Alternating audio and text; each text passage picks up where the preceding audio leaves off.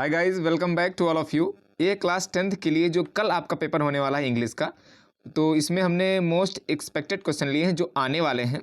क्योंकि इंग्लिश का पेपर भाई ऐसा होता है कि इसमें आप ज़्यादातर गैस बहुत कम कर सकते हो, जैसा कि हम साइंस और दूसरे सब्जेक्ट में कर सकते हैं। क्योंकि उसमें होता है, ये जो इंग्लिश का पेपर है ना, इसमें पहले आपको पैसे दिया जाएगा, फिर उसके बाद में एक पैसे दिया जाएगा, कम से कम 7-8 क्वेश्चन तो ऑप्शन वाले पैसे से आ जाएंगे। लेकिन इसका जो ग्रामर पोर्शन है वो मैंने यहाँ पर कवर करने की कोशिश की है, और ग्रामर के किस तरह से क्वेश्चन बन सकते हैं कम समय में। आप लगभग 10-12 सेकेंड में, सॉरी 10-12 मिनट में, सेकेंड में नहीं, आप ज़्यादा से ज़्यादा कम से कम 15 नंबर तक का इसमें कर पाएंगे, ये हमारी आशा है।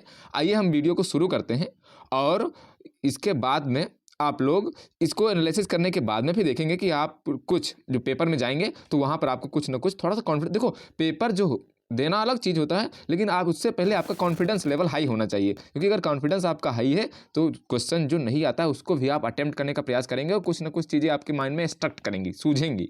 ओके, तो आइए लेट्स स्टार्ट द टॉपिक। वो टॉपिक हमारा है एनालिसिस। पेपर हम करते ही हैं, लेकिन इसमें आज पेपर का जो गैस है वो करने वाले हैं।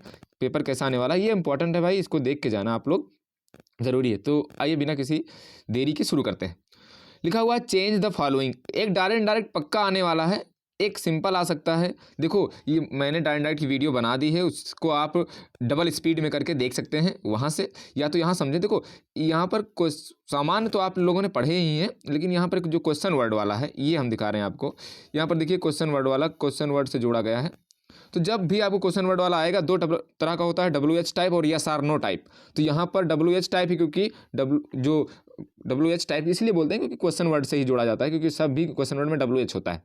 तो इसको कैसे बनाएंगे, तो लिखा हुआ है मोनिका सेड टू अमन। तो मोनिका ने अमन से कहा why does he make a noise. Make a noise मतलब होता है शोर मचाना, कि वह शोर क्यों मचाता है। अब देखो इसका जब भी क्वेश्चन मार्क लगा रहेगा तो आपको आस्क्ड में बदलना है। ओके, तो क्वेश्चन मार्क लगा है, सेड टू को बदल दिया आस्क्ड में, और फिर अमन है तो मैं यहाँ पर अमन को, सॉरी भूलता बहुत हूँ यार, मैं यहाँ पर अमन लिखना भूल गया हूँ, तो आप अमन यहाँ पर ऐड कर सकते हैं। ओके, और फिर जब क्वेश्चन वर्ड कोई रहे, व्हाट, व्हाई, वेयर, ये सब उसी से जोड़ देना है आपको। इफ़ या वेदर या दैट यहाँ पर नहीं लगाना, ये ध्यान रहेगा। और लेकिन उसके बाद में जो हेल्पिंग वर्ब होगी ना, वो क्वेश्चन वर्ड के तुरंत बाद नहीं आएगी, नहीं तो, क्योंकि क्वेश्चन वर्ड के तुरंत बाद जब आता है तो वो इंट्रोगेटिव बन जाता है। तो इंट्रोगेटिव हमको नहीं बनाना, हमको इनडायरेक्ट जब बनाते हैं तो भैया इनडायरेक्ट को असर्टिव रखते हैं, मतलब साधारण एक वाक्य रखते हैं। तो साधारण वाक्य रखने के लिए आपको क्वेश्चन वर्ड लिखना पड़ेगा, उसके जस्ट बाद सब्जेक्ट रखना पड़ेगा। सब्जेक्ट के बाद में क्रिया होगी, और अगर देखो यहाँ पर प्रेजेंट इंडेफिनिट है, इसका पास्ट इंडेफिनिट बनेगा। तो पास्ट इंडेफिनिट भाई कोई भी हेल्पिंग वर्ब नहीं होती, क्योंकि सेकंड फॉर्म होती है, तो इसीलिए मैंने लगा दिया। लेकिन अगर यहाँ पर हेल्पिंग वर्ब होती तो सब जानते हैं आप लोग, सब लोग को पता है, सब्जेक्ट के बाद में लगता है, यहाँ पर लगा देना था सब्जेक्ट के बाद में अगर होती तो, लेकिन है नहीं तो यहाँ नहीं लगाना है। और सेकंड फॉर्म मेक का मेड होता है और ए नॉइज हो जाएगा। तो इस तरह से आप इसको कर सकते हैं। कभी कभी आपको एक ये आने का चांस ज़्यादा है, एक इफ़ और वेदर जोड़ने वाला का आएगा, वो इसकी जगह पे क्या हो जाएगा, डज ही आए। ये मान लो हट गया, ये नहीं है, और लिखा है does he make a noise, क्या हुआ, शोर मचाता है। तो यहाँ पर आपको किससे जोड़ देना, इफ़ लगाना है या वेदर लगाना है, और फिर डज हटा देना है, और फिर वही कर देना है, क्योंकि सहायक क्रिया उसमें भी नहीं लगती है फिर भी, क्योंकि यहाँ वाला ये पास्ट में है तो ये वाला भी पास्ट में चला जाएगा। तो आप इस तरह से कर सकते हैं। बाकी और एक क्वेश्चन आता है यूनिवर्सल ट्रूथ वाला, उसको सिर्फ दैट से आपको जोड़ना रहेगा बस। इंपरेटिव वाला आएगा तो आप इंपरेटिव वाला उसके भाव के अनुसार करेंगे। ठीक, ये हमारा एक्सपेक्टेड। देखो इतने कम समय में हम ज़्यादा तो डिस्कस कर नहीं सकते हैं, तो जो हमारे हिसाब से आने वाला है, आप कन्फ्यूज़न के आपके अंदर ना हो, इसलिए मैंने ये क्वेश्चन लिया था। ओके, अब बढ़ते हैं आगे। फिर लिखा है पैसिव वॉइस आपको बनाना है। एवरी वन या एवरीबॉडी कर सकते हो, दोनों का मतलब हर व्यक्ति होता है, हर कोई होता है। नोज माने जानता है, हिम माने उसे, वेल माने अच्छी तरीके से। प्रत्येक व्यक्ति उसको अच्छी तरीके से जानता है। मैंने ये क्यों लिया है, क्योंकि इसमें बाई नहीं लगता, इसमें लगता है टू, तो इसीलिए आप लोग इसको कन्फ्यूज़न आपके अंदर हो जाता है और आप इसको गलत कर देते हैं, तो इसलिए मैंने इसको लिया है। तो इसका हो जाएगा, देखिए एक्टिव पैसिव में सबसे पहले जो, अगर यहाँ पर एवरीवन है तो एवरीवन सब्जेक्ट होगा, तो यहाँ पर पैसिव वॉइस में ऑब्जेक्ट जो होगा एक्टिव का वो आ जाएगा। तो यहाँ पर कौन सा आ गया है, ये हिम जो है ऑब्जेक्ट है, ये आ जाएगा, हिम का सब्जेक्ट हो जाएगा ही। और फिर जहाँ पर एस लगेगा, इंडिफिनिट में एस लगता है, वो इज एम आर में चेंज हो जाता है। ही एक वचन है तो इज हो जाएगा, तो ही इज। अब नो की थर्ड फॉर्म नोन हो जाएगी क्योंकि क्रिया की थर्ड फॉर्म लगती है। और फिर यहाँ पर ये जो वेल यहाँ लगा, आपको वेल यहाँ तो लास्ट में लगा था, तो यहाँ लास्ट वाला वेल यहाँ लास्ट में नहीं लगाना है, वेल यहाँ लगाना है, इसलिए मैंने इसको हाईलाइट करके यहाँ पर लिख दिया है।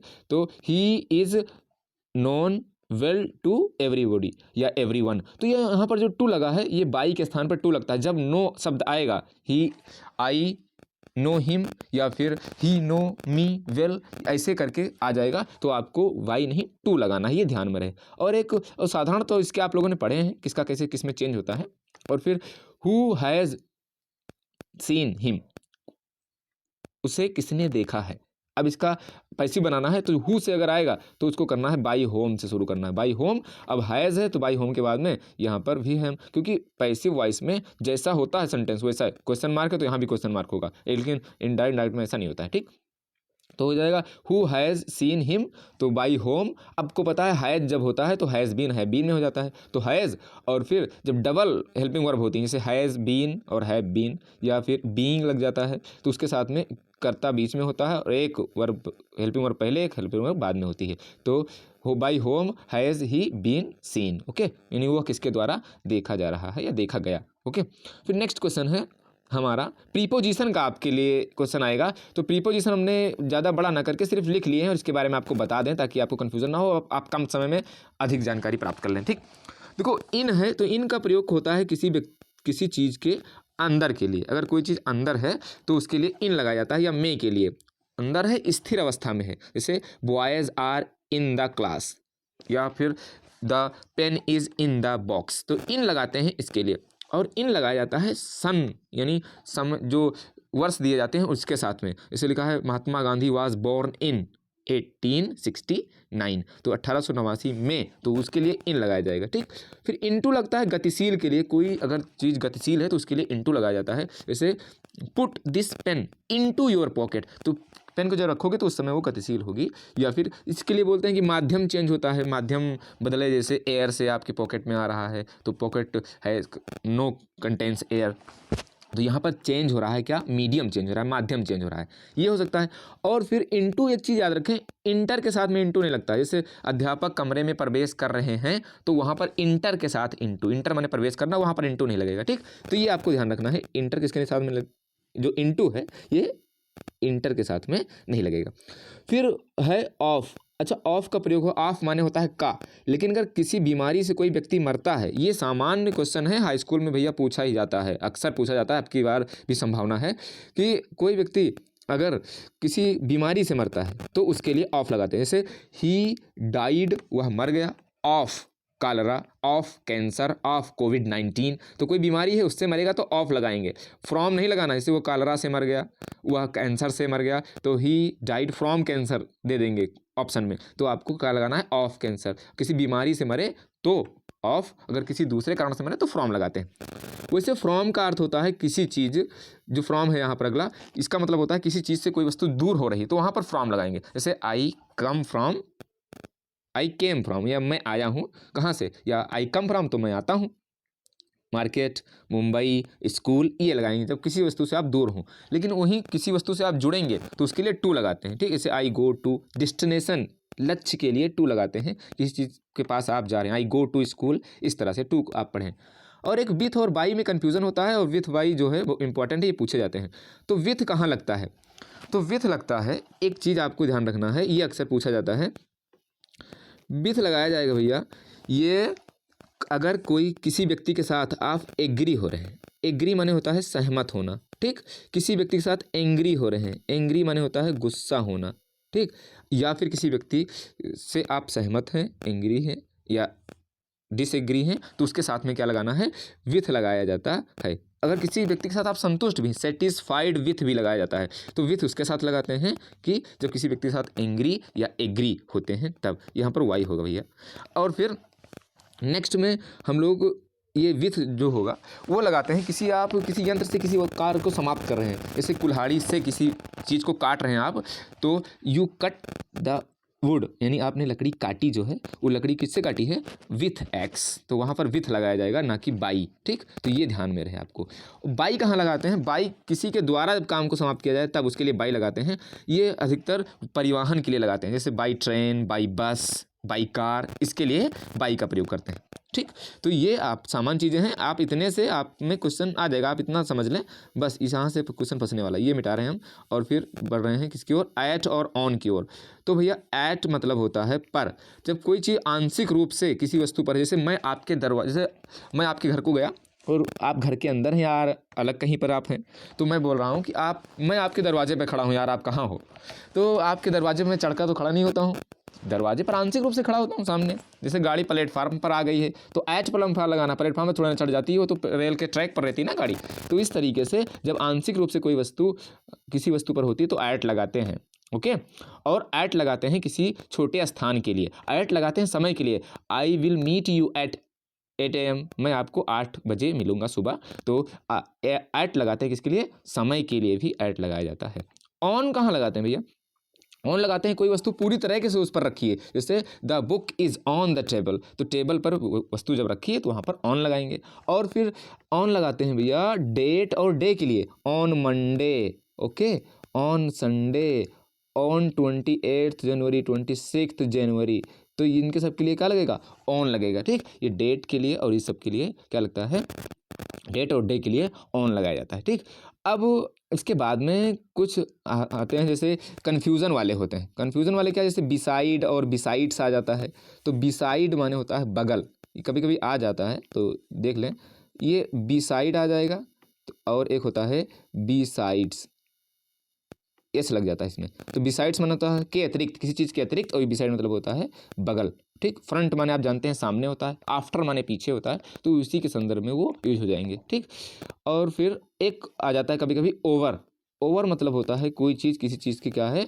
ऊपर है, तो ऊपर के लिए ओवर का प्रयोग किया जाता है, कब, जब स्पर्श ना करे, जैसे the batsman hits the ball over the bowlers head, तो जहाँ पर बैट्समैन ने बॉल को हिट किया किसके, बॉलर के सर के ऊपर से। कमेंट्री में आप सुनते हैं इंग्लिश कमेंट्री में, तो यहाँ पर ये चीज़ें ओवर का यूज उसी लिए किया जाता है। ठीक, बीनीथ मतलब होता है किसी चीज़ के नीचे, और अंडर मतलब भी होता है कोई चीज़ के नीचे। ठीक, और एक चीज़ आ जाता है जो फिक्स प्रीपोजिशन होते हैं, वहाँ पर इसे आपको मिल जाए फाउंड ऑफ, जैसे आ गया आई एम फाउंड ऑफ, या आई एम आ गया आई एम, और फाउंड, फाउंड मतलब होता है शौकीन होना, और डैश है, और फिर यहाँ पर लिख दो रीडिंग बुक्स, मैं किताब पढ़ने का शौकीन हूँ, तो यहाँ पर क्या लगाओगे, तो यहाँ पर फाउंड के साथ में ऑफ लगता है। तो ध्यान रहे ये सब चीज़ें छोटी छोटी बातें हैं, आप इनको कर सकते हैं। ठीक, आइए बढ़ते हैं नेक्स्ट टॉपिक की ओर, सॉरी नेक्स्ट क्वेश्चन की ओर।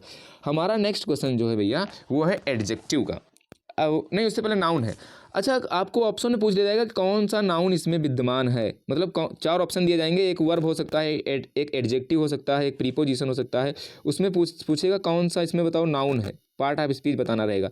तो नाउन कैसे पहचानोगे भैया, तो लास्ट में आपको शब्द अगर ये मिल जाए, जैसे मिल जाए TION, जैसे नेशन मिल गया, ठीक, डिफिनेशन मिल गया, तो इस तरह से TION जो मिलेंगे लास्ट में वो नाउन होता है। नेस मिल गया तो वो क्या होता है, वो नाउन होता है। लास्ट में मिल जाए जैसे फेथफुलनेस यानी वफादारी, वफादारी एक प्रकार का गुण होता है, ये नाउन हो जाएगा। ठीक, जैसे फ्रेंडशिप माने दोस्ती, तो ये एक विशेष गुण का नाम है दोस्ती, तो ये नाउन हो जाएगा। शिप मिल जाए। ISM जिसे वाद से अंग्रेजी में दर्शाते हैं, जैसे राष्ट्रवाद, नेशनलिज्म, इस तरीके से ये फैटनिज्म, भाग्यवाद, तो ये जो है ISM जब आ जाएगा तो क्या हो जाएगा, नाउन हो जाएगा। जैसे पनिशमेंट, दंड, तो MENT जहाँ पर आ जाएगा वो भी नाउन हो जाएगा। SION कंपेरिजन यानी तुलना, तो यहाँ पर SION जो आएगा वो भी क्या हो जाएगा, वो नाउन होता है। TY जैसे ऑनेस्टी, यहाँ पर TY भी लास्ट में आएगा तो वो हो जाएगा क्या, एक प्रकार का नाउन। जैसे CY जैसे प्रेगनेंसी, ठीक, तो ये गर्भावस्था एक अवस्था का नाम होता है, तो वहाँ पर CY ये आएंगे अगर आपके ऑप्शन में, तो you can tick as a noun. Okay, now we moves to the another question that is adjective. अब एडजेक्टिव को कैसे पहचानेंगे भैया, अगर लास्ट में OUS दिखे वो एडजेक्टिव ही होगा, लेकिन कुछ में कभी कभी अपवाद भी हो जाता है, तो क्योंकि अपवाद केमिस्ट्री और इंग्लिश में ये ज़्यादा देखोगे। अभी आप आर्टिकल जब पढ़ोगे ना तो उसमें बहुत सारा अपवाद होता है, लेकिन आप अगर सही से कॉन्सेप्ट क्लियर किए हो तो उन अपवाद को भी आप आप आराम से हैंडल कर सकते हो। लिखा हुआ है OUS, OUS जहाँ पर लगेगा वो हो जाएगा क्या, एडजेक्टिव, ठीक। जैसे क्रेडुलस यहाँ पर भोला भाला, वो उसके लिए लगाते हैं, तो इसके लिए OUS हो जाएगा। लेस जैसे जहाँ पर जैसे होपलेस, आशा विहीन, ऐसा व्यक्ति जो आशा विहीन हो, तो लेस होता है किसके लिए, एडजेक्टिव लगाया जाता है। ANT और ENT जहाँ पर लिखे, जैसे इंटेलिजेंट, वहाँ पर एरोगेंट, एरोगेंट मतलब होता है घमंडी, तो ये एडजेक्टिव है। इंटेलिजेंट किसी व्यक्ति के, इंटेलिजेंट यानी बुद्धि के बारे में बात की जा रही है, तो ये एडजेक्टिव है। एबल, एबल जहाँ पर लगेगा ABLE, तो वहाँ पर हो जाएगा क्या, जैसे नॉलेजेबल, ज्ञान योग्य, तो यहाँ पर एडजेक्टिव हो जाएगा। TIV एडजेक्टिव हो जाएगा। IBLE जैसे ऑडिबल, सुनने योग्य, तो ये CAL मैथमेटिकल या फिर ऐसे करके CAL आएगा, तो ये एडजेक्टिव हो जाएंगे, आप इनसे याद कर सकते हो। आर्टिकल, अच्छा एक चीज़ और है, LY जहाँ पर आ जाएगा, LY आएगा, अधिकतर LY आने पर क्या होता है, एडवर्ब होता है, तो आप ये ध्यान रहे, ये वाला आपको ध्यान ही रखना है, क्योंकि इसका इतना ही आ जाएगा, क्योंकि ज़्यादा एक ही है। एडवर्ब आएगा तो वो हो जाएगा उसमें LY लास्ट में। यहाँ पर आर्टिकल है, आर्टिकल को आप डबल स्पीड में करके 2 की स्पीड में करके इसको देख सकते हैं, मैंने एक वीडियो बनाई है, वहाँ से आप समझ लेंगे। AN तक का प्रयोग है, बहुत बेसिक बताया है, और लगभग 15 या 20-25 मिनट की वीडियो है, आप डबल करके 10-15 मिनट में इसको खत्म कर सकते हैं। एक क्वेश्चन इससे आएगा पक्का है, ठीक। अब इससे बता दें थोड़ा सा हम, मटेरियल नाउन के साथ में दा नहीं लगता है, लेकिन अगर डिफिनिट हो जाएगा तो भैया दा लग जाएगा। जैसे कि आई लाइक गोल्ड, मुझे सोना पसंद है, सोना वो रात में सोना वाला नहीं, मुझे सोना, आई लाइक गोल्ड, यहाँ पर आई लाइक द गोल्ड नहीं कर सकते हो, लेकिन अगर दा कब लगेगा, I like the gold that you bought yesterday, जो तुमने कल सोना खरीदा था वही मुझको सोना पसंद है, तो दैट जब लग जाएगा तो वो निश्चित होगा भैया सोना, ठीक। तो इस तरीके से इसे लिखा है, आई ड्रिंक वाटर, मैं पानी पीता हूँ। अब यहाँ पर द वाटर नहीं कर सकते हो, लेकिन आई ड्रिंक द वाटर, मैं वह पानी पीता हूँ, दैट माने जो, मैं I drink the water that you brought for me, जो तुम मेरे लिए लाए हो, ठीक। तो यहाँ पर यही हो जाएगा क्या, आर्टिकल कहाँ पर कैसे लगेगा, उसमें मैंने बेसिक बताया है, आप बेसिक वहाँ से कवर कर सकते हो कि कैसे कैसे लगेगा। कभी कभी यहाँ पर A और AN के प्रयोग में भी, और सुपरलेटिव डिग्री आ जाएगी, उसके साथ में दा लगता है, आप ध्यान रहे कि सुपरलेटिव डिग्री के साथ में दा लगाया जाता है, और बाकी वहाँ से आप देख सकते हो, थोड़ा मोड़ा बताया मैंने, ठीक। नेक्स्ट क्वेश्चन की ओर बढ़ते हैं, थोड़ा सा नीचे देखते हैं है कि नहीं। ये है, ये क्या आएगा आपके लिए, मिस स्पेल्ट आएगा, मतलब स्पेलिंग करेक्ट नहीं रहेगी, 4 ऑप्शन रहेंगे, एक स्पेलिंग कोई सही रहेगी, आपको बताना रहेगा। कभी कभी एक ही शब्द दे सकते हैं, उसके 4 दे सकते हैं, जैसे मैंने ग्रामर लिया, ग्रामर के 4 ले लिया यहाँ पर, और फिर ये देखो, और ये अब यहाँ पर मैंने ये लिए है कि इसमें ज़्यादातर हमारे हिसाब से कौन सा आ सकता है, मैंने वही लिए हैं। वैसे तो हैं बहुत सारे शब्द, लेकिन आप यहाँ से कुछ थोड़ा मोड़ा देख सकते हैं। ग्रामर की स्पेलिंग क्या होती है, ऊपर वाले जो काले लिखे हैं वो सही स्पेलिंग है, नीचे वाले जो हैं मैंने ऑप्शन के तौर पर इनको ऐसे ले लिया है, तो आप ये देख सकते हैं। तो ग्रामर ये वाला जो है ये सही है, GRAMMAR होता है। कमेटी की स्पेलिंग COMMIT और EE होता है, ध्यान रखें। और फिर कभी कभी आप लोग यहाँ पर नीचे भी आ सकते हैं, ये कमेटी में ई लगा सकते हैं, कमेटी बल्कि होता है। कभी कभी लोग इन्वर्सरी कह देते हैं, लेकिन होता है एनिवर्सरी। सप्लीमेंट्री, ये क्वेश्चन ये लिखा हुआ है आपका ऑप्शन, ये ऊपर वाला सही होगा, ठीक। तो ऊपर वाले सारे सही हैं, तो इस तरह से आ सकता है 1 नंबर में भैया टिक करने के लिए, ठीक। फिर नीचे है पोइट्री से आपको अगर क्या पढ़ के जाना है, अगर बोला जाए तो ये मेरा सजेशन है कि आप लोग पोइट्री से पहला, दूसरा और तीसरा पोयम, भैया कम से कम 2 पोयम याद कर लो, क्योंकि पोयम तो पक्का आनी है, और उसके साथ में सेंट्रल आइडिया पक्का 1-2-3 लेसन की याद कर लो, बस ज़्यादा नहीं। और उससे अगर कोई क्वेश्चन आता है तो आपको सेंट्रल आइडिया ही लिखनी है, कोई क्वेश्चन छोड़ के नहीं आना है, ओके। और फिर आप 3 क्वेश्चन आते हैं, 2 या 3 क्वेश्चन आते हैं सब पोइट्री से, आप उसको आराम से कर लेंगे। 3 क्वेश्चन आते हैं, एक पोयम दी रहेगी, एक सेंट्रल आइडिया होगी, एक शायद क्वेश्चन आ जाए या तो पोयम आ जाए, ठीक, दोनों में से, तो ये आप कंफर्म करके जाओगे। फिर लास्ट है, ये मैंने क्या बताया है, ये आपको आएगा फ्रेम करेक्ट करने के लिए, ढांचा सही करने के लिए। किसका ढांचा, ये क्वेश्चन होगा और उसमें वर्ड इधर उधर दिया जाएगा, जैसे AM I स्कूल गोइंग, तो I am going, to school, to हमने छोड़ दिया, स्कूल गोइंग टू, तो I am going to school, इस तरह से आपको करेक्ट करना रहेगा। तो इसके लिए क्या होता है, कोई भी सेंटेंस है सबसे पहले उसमें अगर अफर्मेटिव सबसे पहले क्या होगा, सब्जेक्ट होगा, उसके बाद में हेल्पिंग वर्ब है तो होगी, नहीं तो नहीं होगी, फिर मेन वर्ब होगा, मेन वर्ब की फॉर्म अपने मन से लगाओ, और ऑब्जेक्ट होगा उसके बाद में। अगर क्वेश्चन वर्ड है तो क्वेश्चन वर्ड लगाया जाएगा, क्वेश्चन मार्क लगाया जाएगा, क्वेश्चन वर्ड नहीं, और क्वेश्चन मार्क लगाया जाएगा लेकिन कब, जब हेल्पिंग वर्ब पहले आ जाएगी। ठीक, क्वेश्चन वर्ड है तो क्वेश्चन वर्ड से पहले आ जाएगा, हेल्पिंग वर्ब उसके बाद में रहेगी। तो ये चीज़ आपको ध्यान रखना, ये बेसिक टेंस में आप लोगों ने पढ़ा है। तो ये था हमारा अनुमान आपके पेपर के लिए। आप अगर इसको देख के जा रहे हैं तो आप एक अच्छे लेवल पर एक समझ कर क्वेश्चन को कर सकते हैं। तो आज के लिए इतना ही, and best of luck to all of you. हमारी तरफ से मिलते हैं अगली वीडियो के साथ में, तब तक के लिए thank you for joining us.